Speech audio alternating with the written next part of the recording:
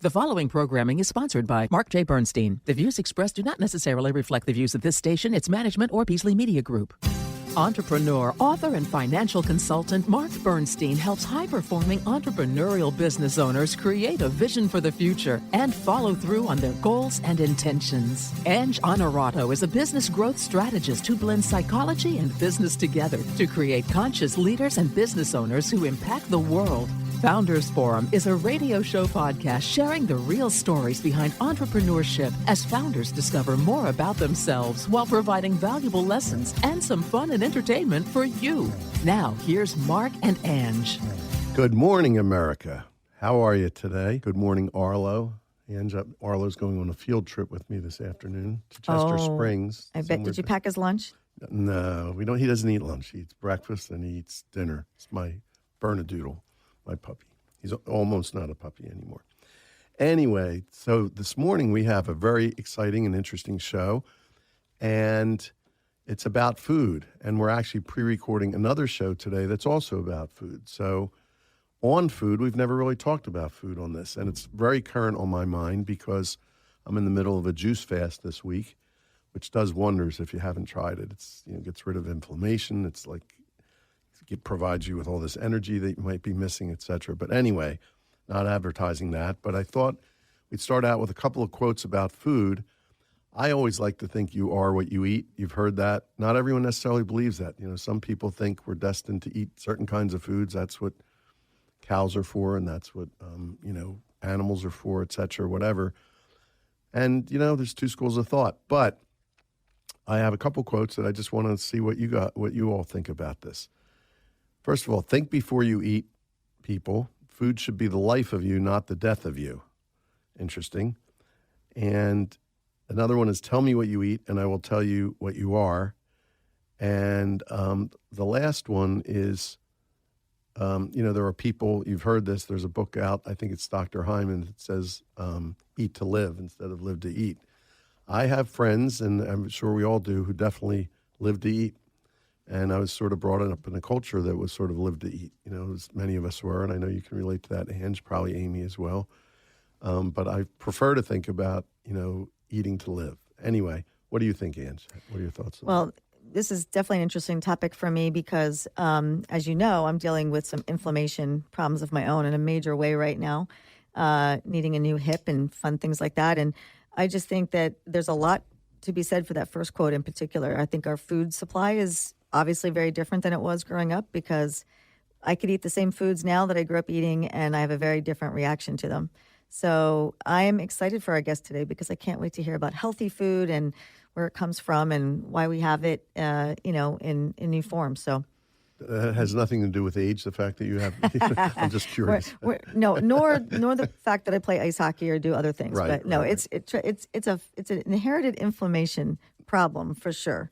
Gut issues to I meant boot. the fact that you react to foods differently now than you did then. Oh, well, that could be very well too. But yeah, I never used to have inflammatory problems, so who knows? Anyway, our resident food expert today is Amy, who I'll introduce in a moment. What are your thoughts on this subject? I have two thoughts. One is as a practice of eating, but the other is as an entrepreneur in the food space. It's easy to, and we can make assumptions about why people choose to eat what they eat. And that is at the root of what I'm trying to figure out every day, which is how can I convince somebody to try my product? Right. And your product, we'll get to that in a second, but it happens to be, I believe, one of the healthiest things out there that you can eat. But we'll see. We'll let you talk about that. So our guest today is Amy Zitelman, and she started Soom Foods, Soom, S-O-O-M, with which I'm very familiar. And the product she brought in that's on the desk, it's like, I'm not eating today, but I would love to eat some because I've had it, and it's a great product. And as you'll see, she started the business with her two older sisters, which I think is interesting, and we might touch on that a little bit, in 2013, with a mission to make tahini a more popular ingredient in the U.S. market. Many of you may be familiar with it. Many of you may not know much about tahini. It's one of my actually favorite go-to foods. Soom has been featured in Bon Appetit, Food and Wine, the New York Times, and other media as are the preferred tahini of many top chefs like Michael Solomonoff of Zahav restaurant, which is not only one of the top restaurants in Philadelphia, but one of the top restaurants in the country. And Amy is the author of the Tahini Table cookbook and lives in Penn Valley, almost around the corner from our radio station, with her husband and 3 sons. Welcome, Amy. Hi, thank you. Thanks for having me. So let's talk about that for a second. We want to hear your story, but expand on what you were saying in regard to how you think about food and how you think about making this an ingredient in people's lives and why. Yeah, I mean, when people are conscious about what they're choosing, which people are every day, whether it's because of financial reasons or health reasons or dietary goal reasons, there's so many inputs. I think you guys will appreciate it from the psychological perspective of what makes people choose to do anything, but also what they're choosing to purchase, to buy, to cook with that day. And selling an ingredient like tahini, where A, lot of people don't know what it is or are not that familiar with it, or B, may not know the full depths of its applications, every day is an opportunity to either introduce tahini or teach something new about tahini to potential and current consumers. So I think about it all the time. Since we're on the subject, you want to say anything about the nutritional benefits of tahini? Yeah, absolutely. So for those of you that are unfamiliar, tahini is an ingredient made from 100% roasted and ground sesame seeds. It's thicker than olive oil and thinner than peanut butter, but can be used for both in savory and sweet recipes. So that's our baseline. Sesame seeds, though, are a great source of protein, calcium, iron. It's rich in omega fatty acids. It's rich in phosphorus and magnesium. I mean, it's very nutritionally dense. So, and you get your tahini seeds, if I recall, from Ethiopia. Primarily from Ethiopia, but also being sourced from other parts of mostly Northeast Africa. Yes, but sesame, like other commodities, grow different in different regions. The sesame seed in Ethiopia, a white Humer variety in particular, has been really celebrated for the past decade, 15, 20 years, as the best type of seed for tahini. And that's when my sisters and I kind of got inserted into this world of tahini and sesame seeds over 13 years ago now, 2011. And your dark chocolate tahini is still healthy. Dark chocolate's a good thing for health, and as we heard, sesame seeds are a great thing. So yeah, exactly. And it's just delicious. It's just 3 ingredients: tahini, powdered pure cane sugar, and cocoa powder. Our dark one also has some sea salt in it. So if you like Nutella or have a sweet tooth, the chocolate spread is really delicious. Very nice. So tell us how you got in this crazy. I do need to say that Amy is a fellow graduate of the University of Delaware as a fighting blue hen. We got to talk about that a little bit. So this started somewhere around or right after college, I believe. Exactly. I was a senior at University of Delaware, and I think you'll appreciate this. My oldest sister called me one day and was like, "What do you know about tahini?" And I'm like, we know it from Israel. It's in hummus. You put a sauce on falafel. And she said, Jackie is dating Omri. Our middle sister, Jackie, was dating her now husband, Omri. And Omri was in the tahina, or as we call it here in the States, tahini industry in Israel.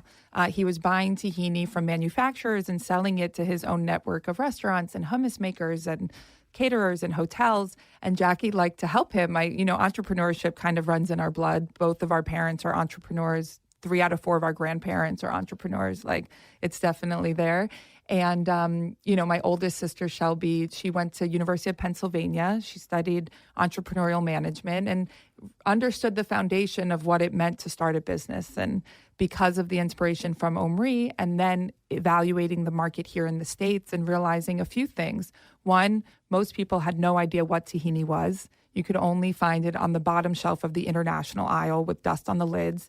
And if they did know what it was, they only used it for hummus, and they couldn't name the brand name. So entrepreneurial speaking, that sounded like a great opportunity. In reality, it's very, very challenging to tackle.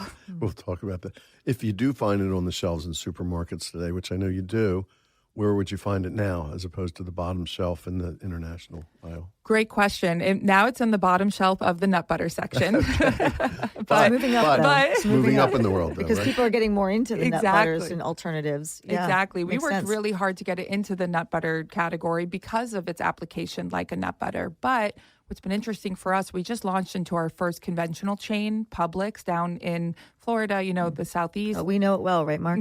We do. We love Publix. And they put us in their kosher section. That was the only game in town where I was in Florida. So. Pretty much everywhere in Florida. I think. And people love it, and they're providing great food, and they're expanding to younger brands now. We're actually very pleased with Publix. And Nice. when they took our tahini in, they slotted it where tahini was already sold, which is the kosher section, which is part of a larger international aisle. So for the first time in 10 years, for the past 6 months, we've been strategizing about the kosher set as opposed to the nut butter set. So it's been interesting. Excellent. So how are you doing in terms of sales? And, I know it's growing, right? Mm-hmm. So Yeah. Tell us a little bit about that. We're growing a lot. I mean, in the first 5 years of the business now. So what happened was we did our market research. I then lived in Israel for a year, loved to experience the culture. We went to Ethiopia for the first time. And then in January of 2013, I moved to the Philly area, actually in with my aunt and uncle, and started working on our first import. And we received that first import at the end of April or early May of 2013. And so since our sales have really been for about 10 years now, and it was fun. For the first 5 years, we doubled, 100% year over year. We had an omni-channel sales approach originally where we were selling on our website a little bit, selling into local grocery stores, independent markets and co-ops, and then selling to restaurants. And what we learned very quickly with the likes of Mike Solomonov and other restaurants that we sold to across the country was that the restaurant industry provided a ton of value for us as it related to the business strategy, the foundation of several aspects of making tahini more popular. So we really leaned into restaurants. Since then, the company continues to grow, where we sold over 1.25 million pounds of tahini last year in 2023. Sounds like a lot. Yeah. Yeah. And we finished the year also in 3,500 grocery stores. So all of our channels are really starting to grow now. So you're still doing the omni-channel approach, you're still at that? We are, yeah. I mean, we really retracted and leaned into restaurants for quite a while. COVID kind of, and also having the product available on Amazon helped us kind of accelerate back into more channels, especially retail. So you mentioned challenges before, and you've hinted at it in these comments. Anything else you want to add in the way of challenges that you've faced over the last 10 years? Oh, man. I mean, it's numerous. So for those of you familiar with tahini, you might know that it's a very messy ingredient. We've had our fair share of big spills, which is pretty frustrating. We've had our fair share. It's like an oil spill. It is like an oil spill. Actually, what our warehouse team, what we figured out, it's like a puke spill. Like you have to throw down, like dust on it and then kind of mop it up. Wow. And now we have The a whole great flashbacks of kit. elementary school and the school bus accidents. Yeah. I have to say, that's one I didn't think of. And I should never have said that in, the context of tahini. But yes, it's a very messy product. We've had our fair share of spills. Messy products can be fun to eat, though, too. They can be. It's also a heavy product, so shipping it has been challenging. We've learned a lot as it relates to the supply chain, both small parcel and, truckloads or less than truckloads. I mean, the challenges have been numerous. How about your employee culture? And I know Anne's just going to want to ask you about that.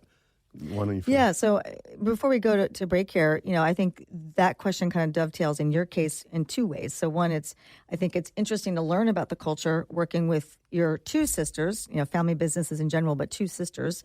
I have two sisters in a somewhat of a business environment. So I'm really curious to learn how that is both a challenge and opportunity, but then also how does that influence the culture that you're creating, right? Because obviously as you prepare for even more exponential massive growth and hiring a lot more people, I'm sure culture is a big piece of what you want to, incorporate into that. Yeah.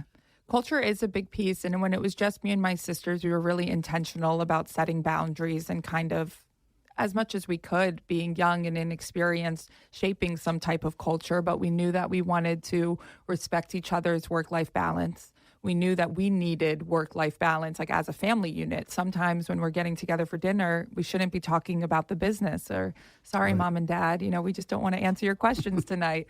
And it was also always respecting where each other was at in our life stages as it relates to the roles and responsibilities that we had within the business. So there at no point was intense animosity at any time between any of the sisters, which was really important. But you'll probably relate to this also. Our middle sister lives in Israel, so that creates an interesting boundary as it relates to decision making, especially what is decided on at manufacturing. All of our manufacturing is done in Israel. Jackie and Omri also are very involved in the supply chain to Ethiopia, so she really touches and helps us on the supply chain side.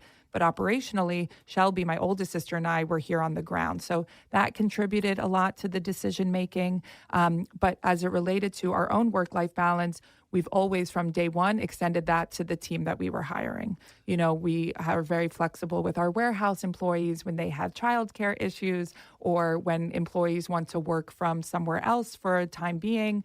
We have a colleague in the UK right now for 6 weeks. So we just wanted to mirror, you know, our expectations for work-life balance or how we envision being entrepreneurial fitting into our lives instead of running our lives, kind of a parallel to food.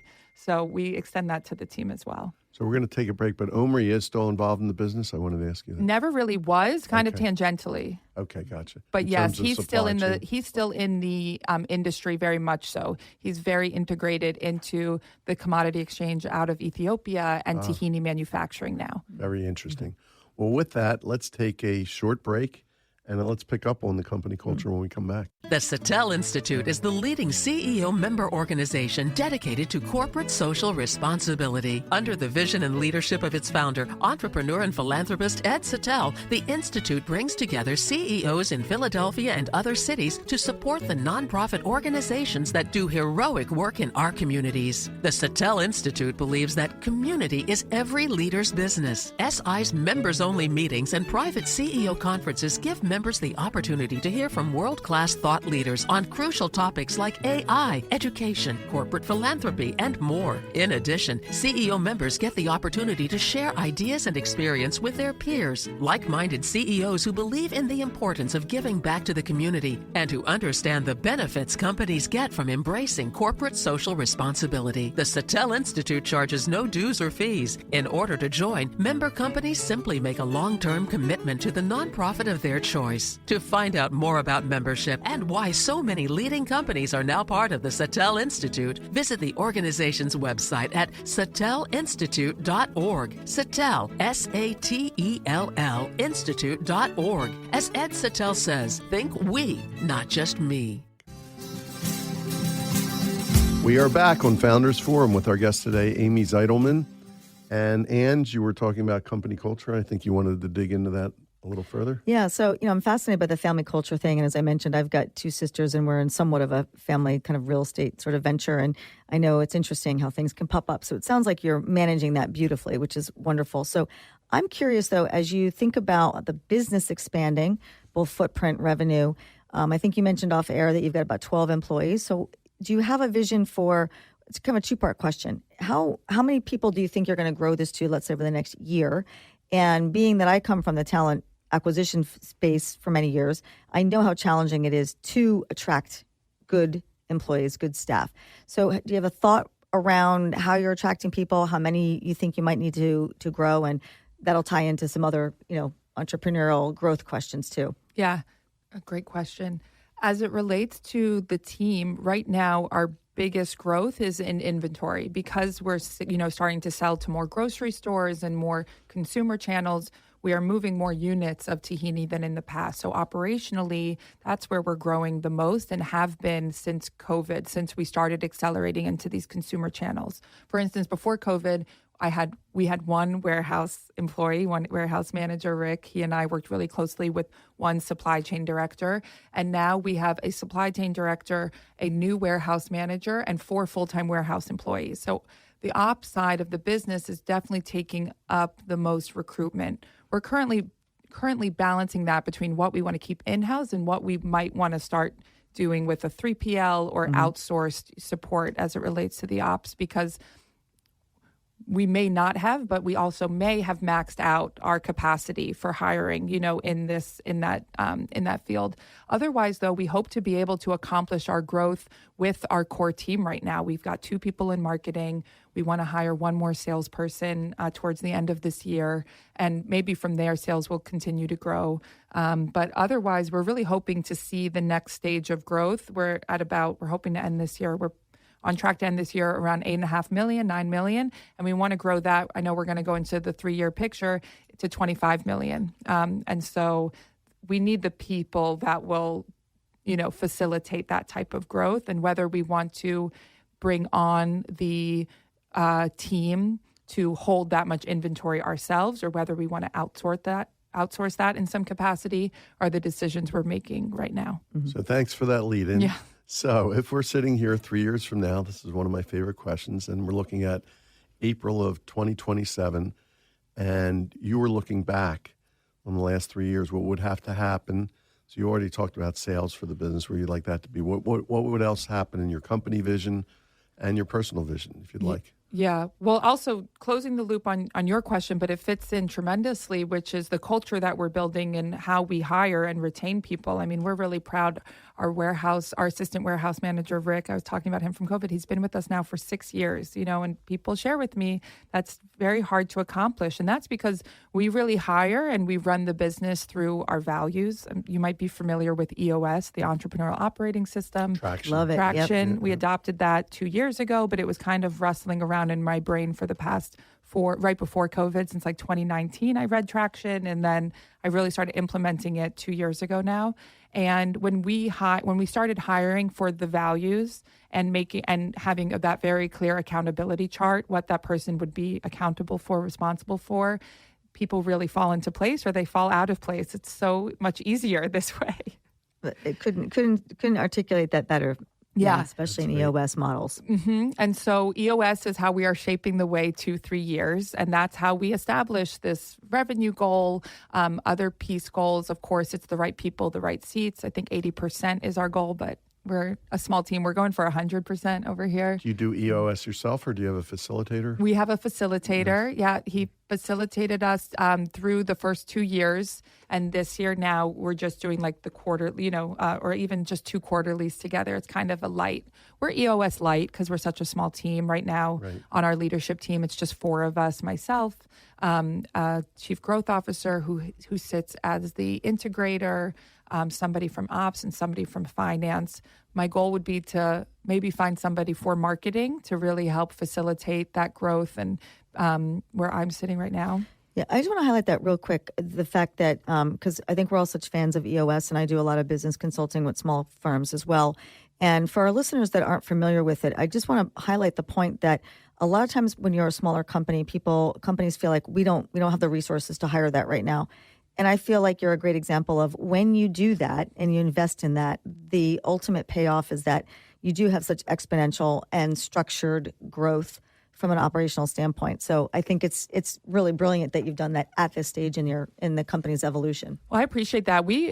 I learned a lesson early on, or not early on, that it's so much better when hard things happen now as opposed to in 2 years. That was the biggest learning. Talk about challenges was a recall that we had in 2018, and going through it was so hard. You asked about the support of sisters. There were days when I didn't want to pick up the phone and make one more call, and Shelby would encourage me, "We can do it. Just stick to our values. Just be honest. Answer their questions."